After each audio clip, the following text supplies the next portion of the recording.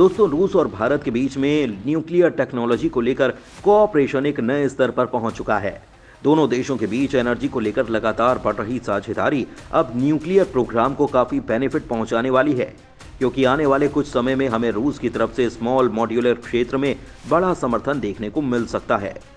जिस तरह से इंडिकेशन हमें देखने को मिल रहे हैं, उससे ये बात कही जा सकती है कि रूस भारत को स्मॉल मॉड्यूलर रिएक्टर की ट्रांसफर ऑफ टेक्नोलॉजी के लिए तैयार हो सकता है। बता दें कि इस वक्त दुनिया में सिर्फ 2 ही ऐसे देश हैं जिन्होंने स्मॉल मॉड्यूलर रिएक्टर को सही तरीके से विकसित किया है। इसमें रूस और चीन शामिल हैं।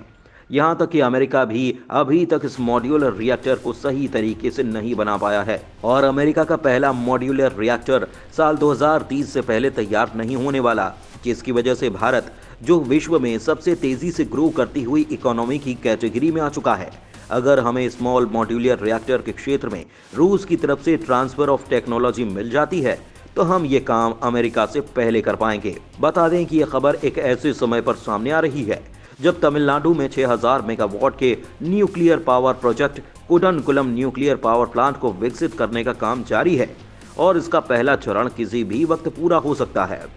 जिसका मतलब साफ है, रूस भारत के साथ न्यूक्लियर एनर्जी से लेकर क्रूड ऑयल के क्षेत्र में काम करने को लेकर काफी उत्सुक है, और इसके लिए दोनों देश अपनी साझेदारी का विस्तार कर रहे हैं। अगर आप सोच रहे हैं कि आखिर ये स्मॉल मॉड्यूलर रिएक्टर है क्या जिन्हें लेकर इतनी बड़ी अपडेट सामने आ रही है, तो बता दें, स्मॉल मॉड्यूलर रिएक्टर बड़े न्यूक्लियर पावर प्लांट के ही छोटे वर्जन होते हैं, जो 75 मेगावाट से लेकर 300 मेगावाट तक की ऊर्जा पैदा कर सकते हैं,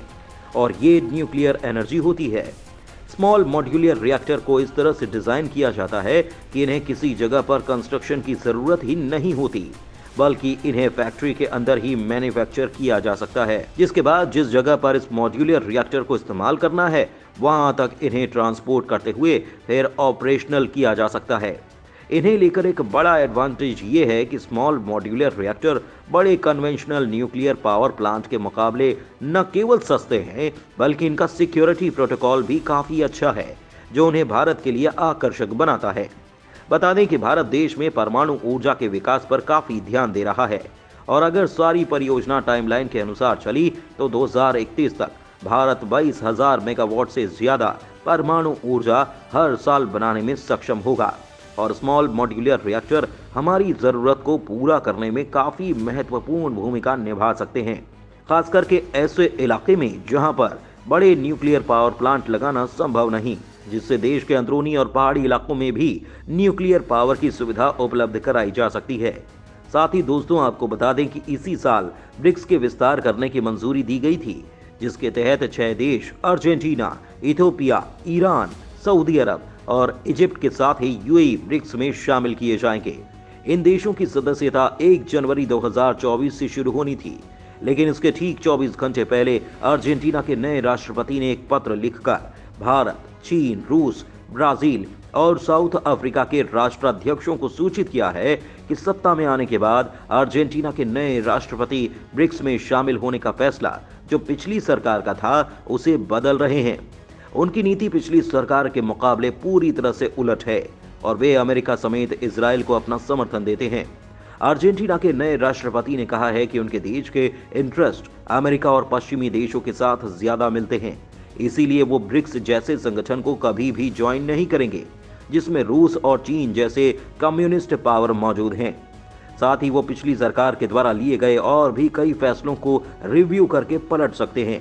अगर समझने की कोशिश की जाए तो ब्रिक्स को पिछले कुछ समय से, खास करके यूक्रेन युद्ध के बाद, पश्चिमी देशों के खिलाफ एक ऐसा बड़ा पावर सेंटर माना जा रहा था, जो ऐसी इकोनॉमी वाले कंट्रीज का ग्रुप है जो तेजी से विकास कर रहे हैं और अमेरिकी डॉलर के एक तरफा दबदबे को भी टक्कर देने की क्षमता रखते हैं।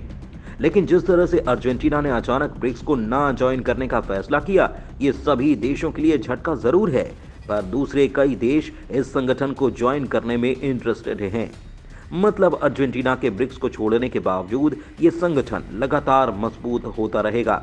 वैसे दोस्तों, आपके हिसाब से अर्जेंटीना का इस संगठन को ज्वाइन न करने का फैसला क्या ये भारत के लिए भी एक झटका होगा या फिर नहीं? अपनी राय हमें कमेंट बॉक्स में लिखकर जरूर बताइएगा। धन्यवाद।